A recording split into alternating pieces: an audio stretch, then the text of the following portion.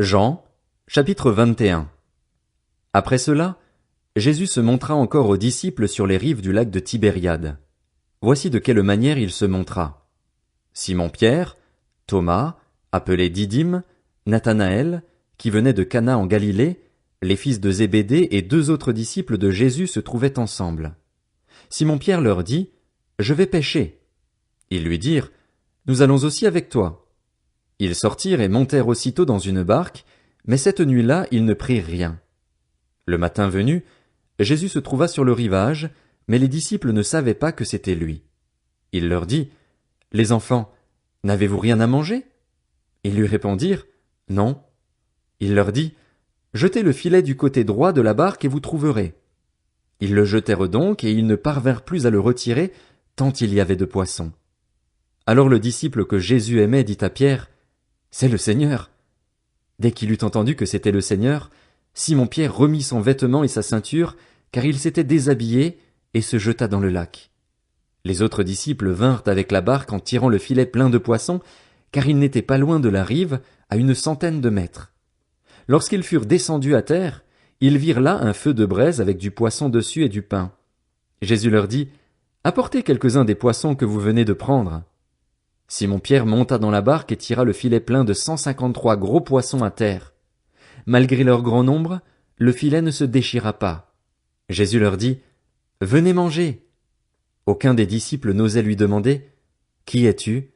car il savait que c'était le Seigneur. Jésus s'approcha, prit le pain et leur en donna. Il fit de même avec le poisson. C'était déjà la 3e fois que Jésus se montrait à ses disciples depuis qu'il était ressuscité.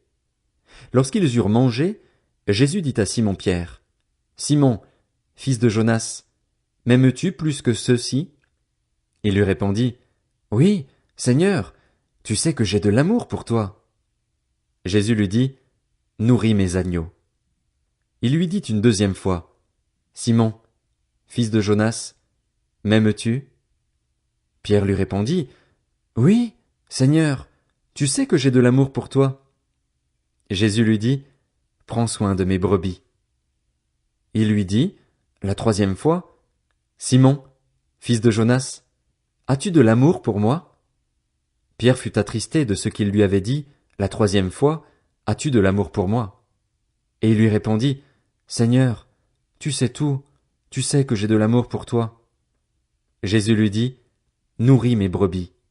En vérité, je te le dis, quand tu étais plus jeune, tu mettais toi-même ta ceinture et tu allais où tu voulais.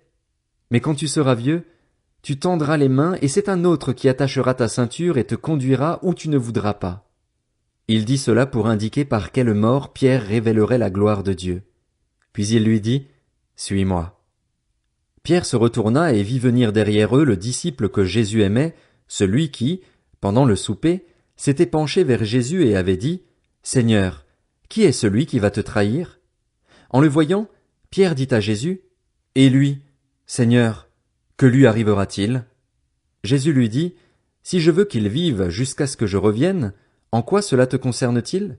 Toi, suis-moi. » Là-dessus, le bruit courut parmi les frères que ce disciple ne mourrait pas. Cependant, Jésus n'avait pas dit à Pierre qu'il ne mourrait pas, mais « Si je veux qu'il vive jusqu'à ce que je revienne, en quoi cela te concerne-t-il » C'est ce disciple qui rend témoignage de ces choses et qui les a écrites, et nous savons que son témoignage est vrai. Jésus a fait encore beaucoup d'autres choses. Si on les écrivait en détail, je ne pense pas que le monde entier pourrait contenir les livres qu'on écrirait.